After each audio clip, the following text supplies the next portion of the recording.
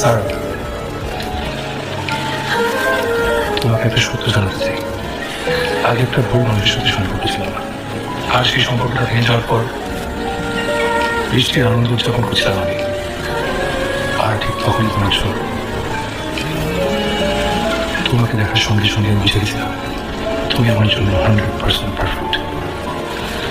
সৃষ্টি করতে তোমাকে আমার জন্য বানিয়েছে।